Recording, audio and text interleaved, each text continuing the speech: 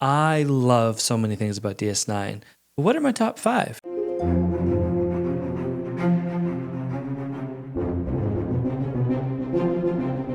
Hey Trekkies, Christian Fox here with another video for you.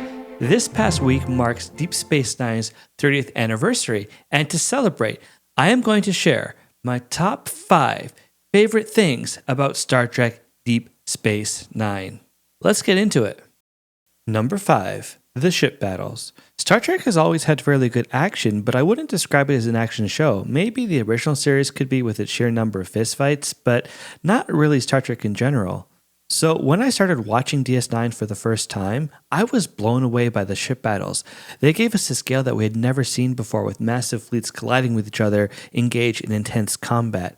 My absolute favorite example of this was in Call to Arms when the Dominion attacked DS9. It was glorious. Number 4. Shades of Grey. One of the things that Star Trek has always done well is explore morality and ethics. There are countless episodes where characters have to deal with complex moral questions with no easy answers, yet it has never truly explored the shades of gray until DS9. So many characters grapple with these kinds of issues in so many different ways, such as Kira and her actions during the occupation.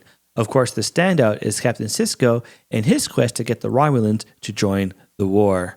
That single episode has given us fans so much to debate and so much to discuss, and I love it. Number 3. The Dominion War.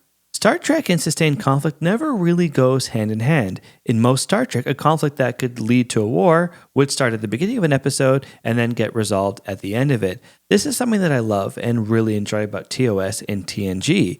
Yet, the Dominion War in DS9 is one of the greatest things ever. It gave us a chance to see how our Starfleet heroes and the larger Federation itself would handle such a war that isn't so easily resolved. How would our heroes fare in a situation that is taking lives and forcing explorers to become soldiers? It's compelling, and the character development we get from it is top-notch. The Dominion War also forces us, the viewer, to ask hard questions about Starfleet and the Federation. Honestly, I could do endless videos about the Dominion War. Number 2. The Living, Breathing World. One of my biggest criticisms of Trek is that the settings often feel static and not like a real place. Don't get me wrong, I love the Enterprise, but it does feel empty. The Enterprise D has more than 1,000 people on board, which includes families, but it feels like only the main cast are real and that everyone else on the ship are just NPCs. DS9, on the other hand, feels like a living, breathing world. The promenade makes the show feel so real and just like it's a living, breathing place with, its many shops and civilians, and it makes the show seem like it doesn't just revolve around the main cast. Like, you can imagine that while Captain Sisko is dealing with the crisis in ops, that there's a civilian just wandering around the station getting into a fight with a shopkeeper. It just feels real. Number 1, the characters. And my number 1 thing that I love about DS9 are the characters. Deep Space Nine has one of the best casts in Star Trek. You've got Captain Sisko, you've got Jake, you've got Kira, Odo, Dax, Bashir, O'Brien, Worf, and of course, Quark. All of whom are very complex and grow/change throughout the series, much more so than the average Trek character. Then on top of that, you have all the recurring characters like Nog, Rom, Liquidator Brun, Damar, Weyoun, Garrick, and of course, Gul Dukat. The triple villain act of Damar, Weyoun, and Dukat is a real treat, and one of the things I look forward to anytime I rewatch Season 6.